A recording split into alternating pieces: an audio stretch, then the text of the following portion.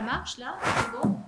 Oui, donc effectivement, il m'avait été demandé d'expliquer la place particulière des enfants Hamou dans les problèmes de terre, leur positionnement dans les familles et surtout la manière dont ils sont perçus par la justice au moment des successions ou lors des contentieux de partage. C'est vrai que le problème des enfants Hamou est un sujet qui fait parler de... Moi, ça fait plus de 30 ans que je suis arrivée, depuis plus de 30 ans.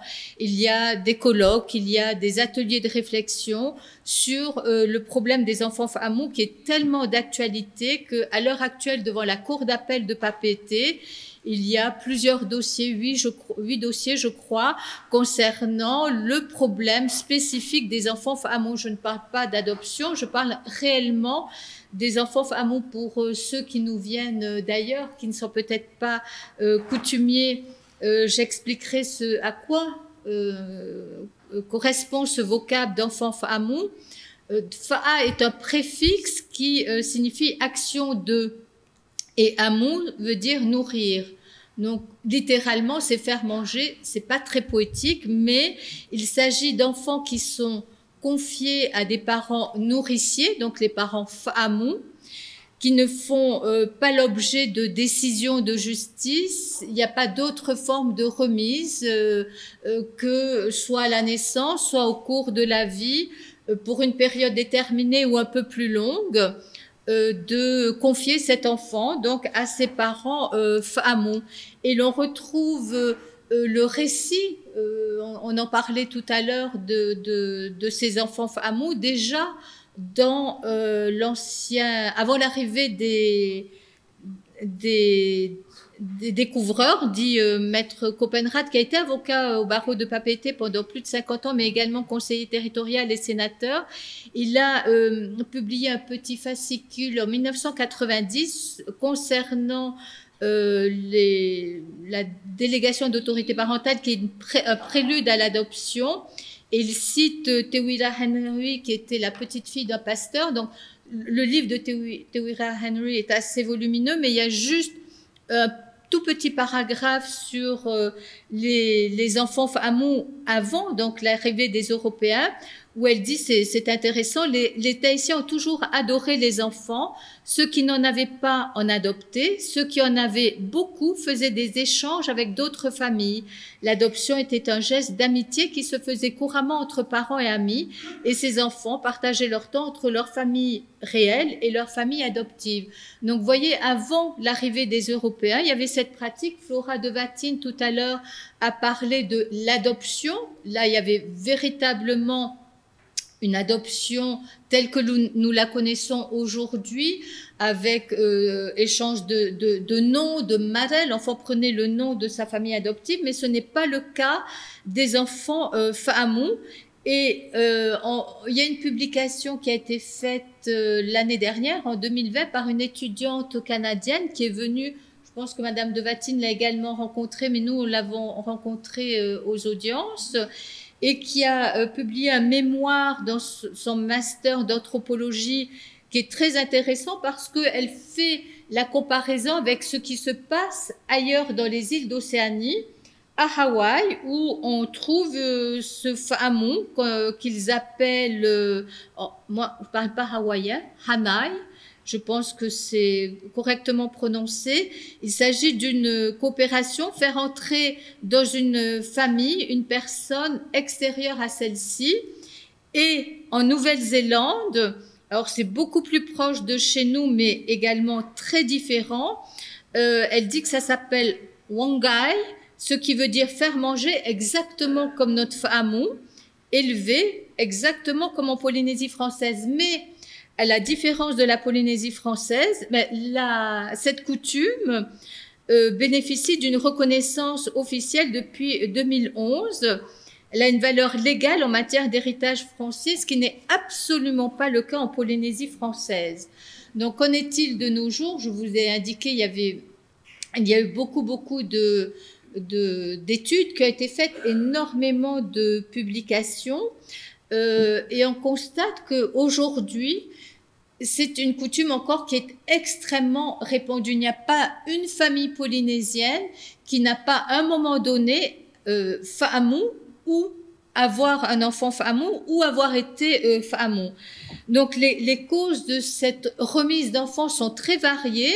C'est soit la transmission dont parlait Flora de Vatine tout à l'heure, les grands-parents, c'était une coutume, les grands-parents recueillaient leurs premiers petits-enfants, surtout vraiment les premiers, mais après accueillaient leurs petits-enfants, principalement pour la transmission du savoir. Madame de Vatine vous a expliqué qu'on était une population orale, donc tout devait se transmettre. Elle vous a parlé des Patipati finnois, c'était important cette façon de transmettre le savoir. Donc c'était une raison pour les grands-parents de famou leurs petits-enfants, mais aussi s'assurer d'être accompagnés pour leurs vieux jours. Aujourd'hui, on a des causes un peu plus terre à terre, financières, où les parents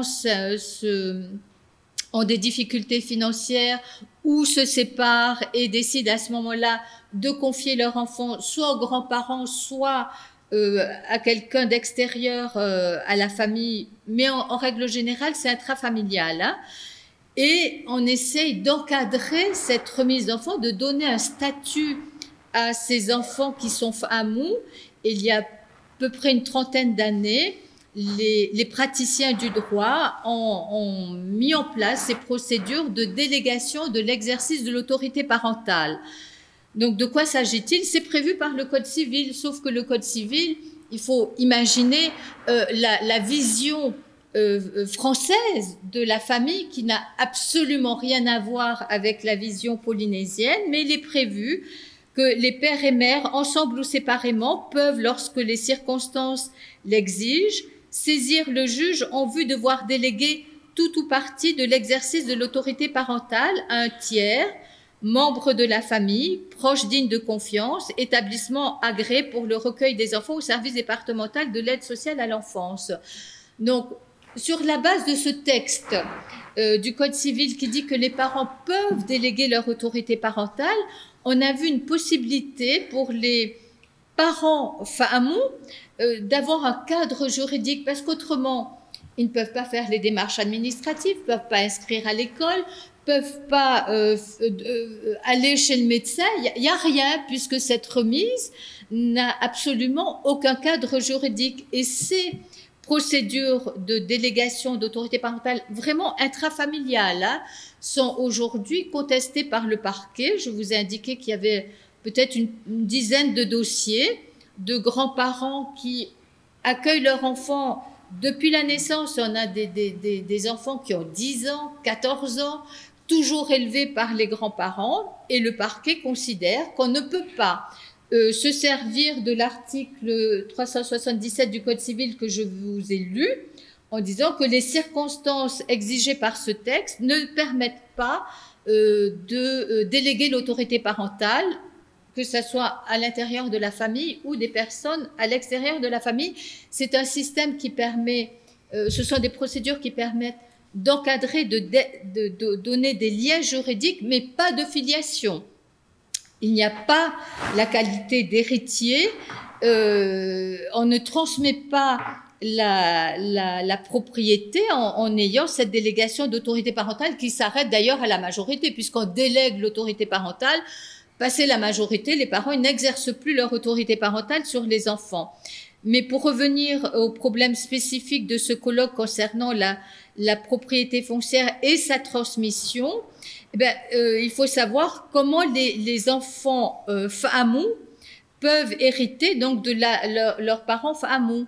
On peut hériter par filiation, par testament. Donc ça, c'est le Code civil qui le prévoit.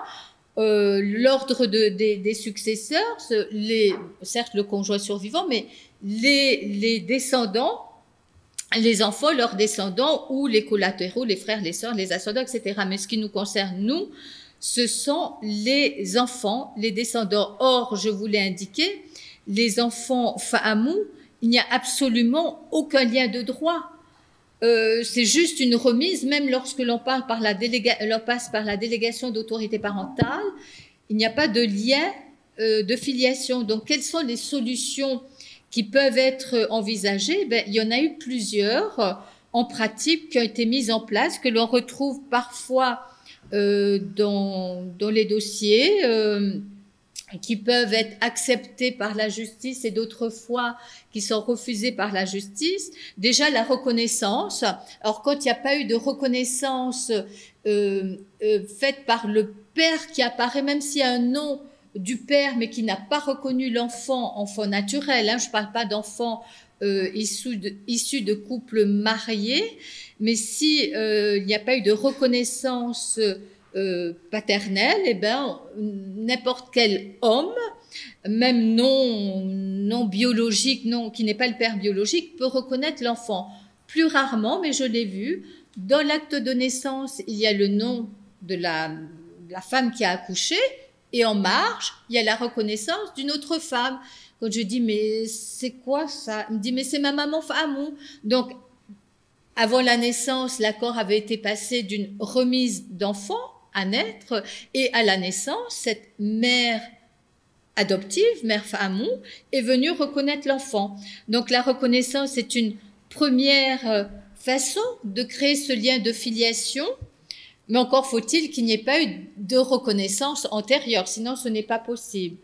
Sinon, il y a l'adoption, donc la véritable adoption telle qu'elle est prévue par le Code civil. Alors, le Code civil, c'est d'abord adoption plénière et ensuite adoption simple qui fait référence au texte de l'adoption plénière. Adoption plénière, on va créer un nouveau lien. On fait un nouvel acte de naissance. L'enfant est toujours né à papeter à telle date, mais le nom des parents n'est plus du tout le nom des parents biologiques, il y a uniquement le nom des parents adoptifs. Et là, il y a une rupture totale avec la famille biologique et l'enfant hérite uniquement de ses parents adoptifs. À l'inverse, l'adoption simple laisse subsister la famille biologique et donc il va hériter des deux familles. Ça, c'est quand tout le monde s'entend, tout se passe bien. Mais il y a des dossiers où les parents biologiques refusent de consentir à l'adoption. Lorsque les enfants sont confiés à la naissance, même dans la famille, moi j'ai un cas où les enfants étaient confiés à la naissance à leur oncle paternel, mais la mère a refusé de consentir à l'adoption. Donc on se dit, bon, c'est pas grave, on va passer outre ce refus parce que le Code civil le permet. Le tribunal peut prononcer l'adoption s'il estime abusif le refus de consentement opposé par les parents, par l'un d'eux seulement, lorsqu'ils se sont désintéressés de l'enfant au risque d'en compromettre la santé ou la moralité. Donc ça, c'est l'application en métropole des enfants abandonnés, sauf que chez nous, ils ne sont jamais abandonnés, même si les parents s'en désintéressent. Donc, ça peut poser problème. Et dans le cas dont je vous ai parlé, où les enfants qui ont aujourd'hui 14 ans, qui ont toujours été élevés par leur oncle, la mère biologique a refusé leur adoption, ben, ce sont des enfants qui sont juste Fahamou. Il n'y a absolument aucune filiation avec les parents Fahamou.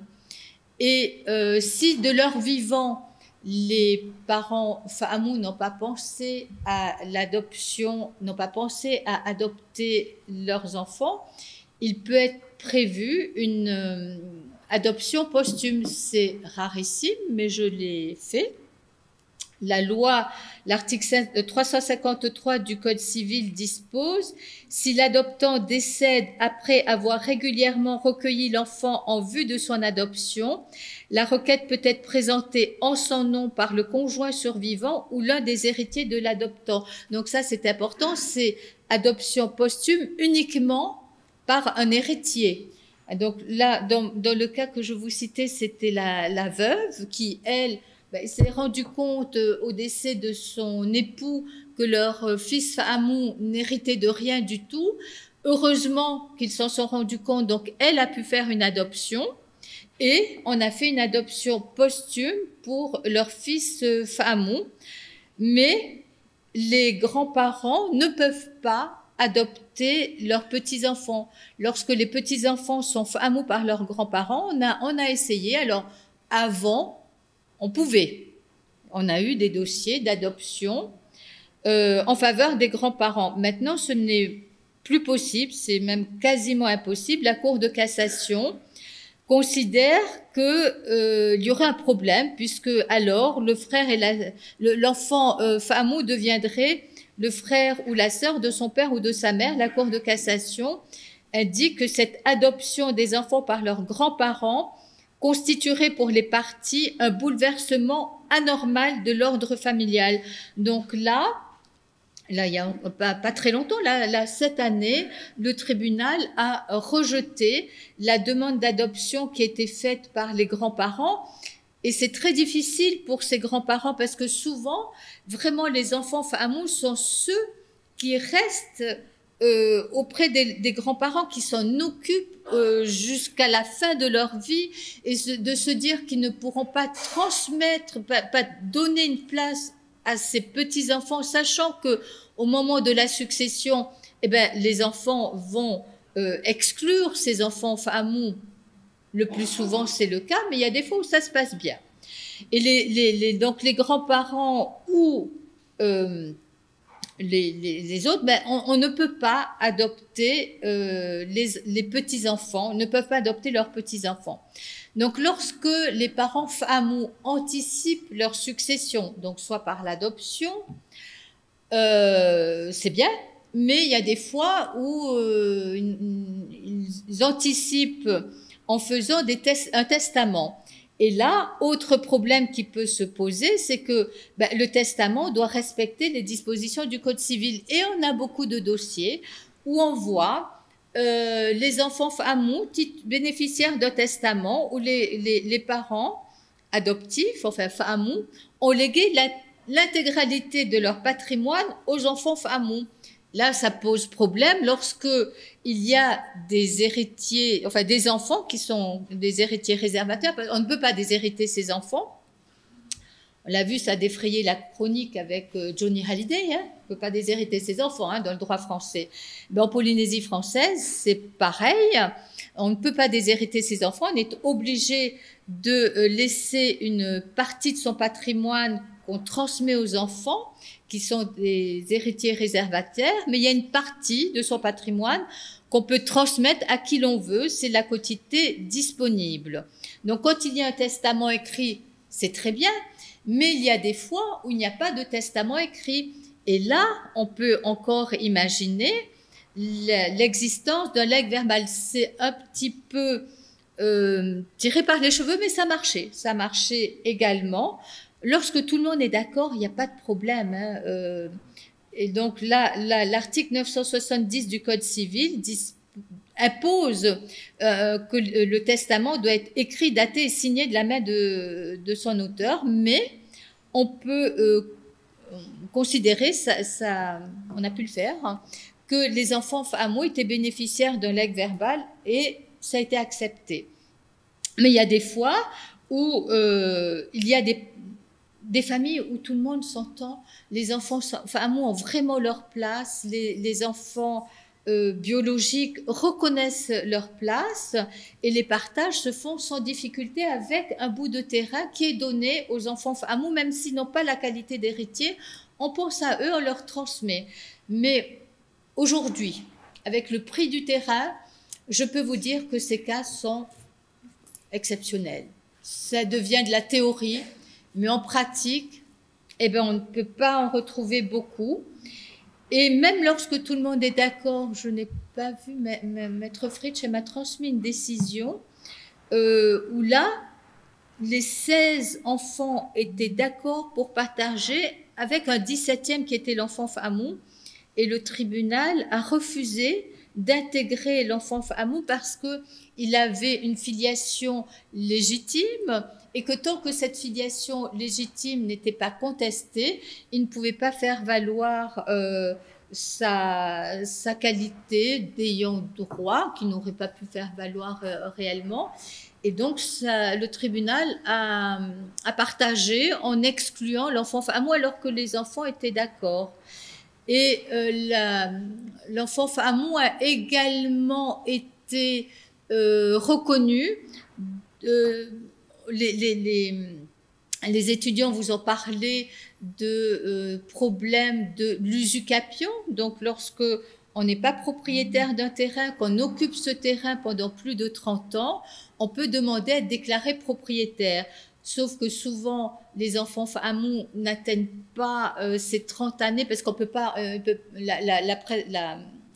l'usucapion est prescrit pendant la minorité. Donc, on peut commencer à prescrire à partir de 18 ans. Donc, il faut attendre 48 ans, mais souvent, c'est un peu avant qu'on veut construire, s'installer, etc., et qu'on veut faire valoir ses droits de propriété. Et là, le tribunal a considéré qu'on pouvait joindre sa possession, donc à partir de 18 ans, mais quelques années, à celle de son auteur, qui est bien plus ancienne, hein, puisque le parent Famou, qui n'a pas transmis de lien de droit, mais dans un cas, mais il avait fait un testament. Hein. Mais autrement, il n'est pas évident que le tribunal retienne cette jonction de possession. Vous nous direz s'il y a d'autres décisions où la jonction de possession a été retenue. Donc ça, ce sont les cas précis où l'enfant Famou, bien que n'ayant pas la qualité d'enfant légitime, a pu quand même bénéficier de la transmission du patrimoine des parents Famou qui soit sont devenus des parents adoptifs, soit par testament, mais il est des cas où il n'y a ni adoption, ni testament, et on fait valoir à ce moment-là la possession d'État. J'ai eu un dossier, hein, c'est pas des cas que l'on retrouve vraiment souvent, parce que il faut n'avoir aucun lien de filiation, c'est-à-dire que déjà ne pas avoir été reconnu par son père, par sa mère, pour se prévaloir de la possession d'État envers ses parents Famou. Il faut avoir été considéré par tous comme étant un enfant donc de cette famille Famou, qu'il a considéré effectivement comme un enfant à part entière, et il faut que cette possession d'État soit, ça c'est très classique en la matière, continue, paisible, publique et non équivoque. Donc ça, ce sont toutes les solutions qui ont pu être trouvées pour pallier ce grand vide juridique des enfants Famou qui n'ont pas de lien de droit s'il n'y a pas d'adoption, s'il n'y a pas de testament. Ils ne sont pas considérés comme enfants s'il n'y a pas d'adoption, ils ne sont pas considérés comme héritiers s'il n'y a pas de testament. Donc je vous l'ai dit, ça fait 30 ans qu'on se pose la question sur que faire de ces enfants Famou. On a trouvé des parades, mais on n'a toujours pas pu légiférer sur ce problème d'enfants Famou. Je vous ai indiqué que depuis 2020, le parquet s'opposait systématiquement aux délégations d'autorité parentale, même des grands-parents, en faveur des grands-parents vis-à-vis de leurs petits-enfants. Alors, il dit c'est le pays qui doit légiférer, sauf qu'il y a un problème à l'heure actuelle. Les éminents juristes pourront nous renseigner. Est-ce que c'est du domaine de l'État ou du pays? La possession d'État, vous dites que c'est du domaine de l'État? La Cour d'appel, elle a dit le contraire. Voilà.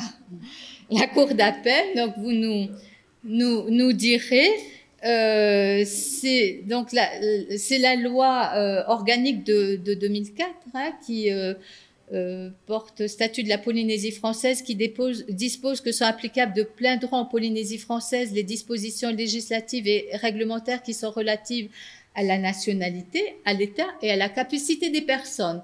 Donc on s'est posé la question lorsqu'il y a eu la réforme du divorce. Déjà en 2004, on l'a fait juger par la Cour d'appel de Papeete qui a dit c'est l'état de personne, le divorce, c'est application de plein droit. On s'est encore posé la question avec la réforme du divorce par consentement mutuel en disant c'est de plein droit, et la réforme avec la nouvelle procédure applicable depuis 2001, où le code de procédure civile locale n'est absolument pas adapté, mais comme le code civil dit un divorce, ça doit se passer comme ça, on l'applique. Mais avant la loi statutaire de 2004, il y avait une loi de 1970 relative au statut de droit commun dans les territoires d'outre-mer, qui précisait bien que cette loi s'appliquait à l'État, à la capacité des personnes, aux régimes matrimoniaux, aux successions et libéralités. Or, la Cour d'appel, dans une décision du 27 août 2020, donc vous voyez, c'est tout récent, dit que la filiation, donc c'est un problème d'adoption internationale, mais bon, le problème est la filiation, puisque des enfants famous seraient du droit de la filiation. Hein. La filiation n'entre pas dans les matières prévues par la loi de 1970, je vous ai dit, c'est la loi sur l'état des personnes. Et les textes qui sont intervenus postérieurement sont applicables. Donc là, aujourd'hui, se pose la question de savoir, avec cette décision de la Cour d'appel, si c'est l'État ou le pays qui doit légiférer, sachant que le parquet fait vraiment le forcing à l'heure actuelle pour que le pays légifère en matière d'adoption.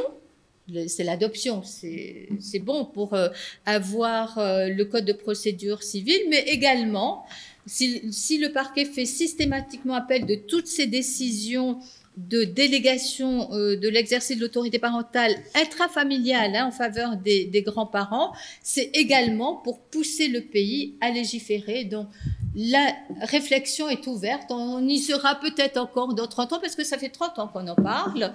Mais j'espère qu'entre-temps, la solution sera trouvée pour ces enfants fameux.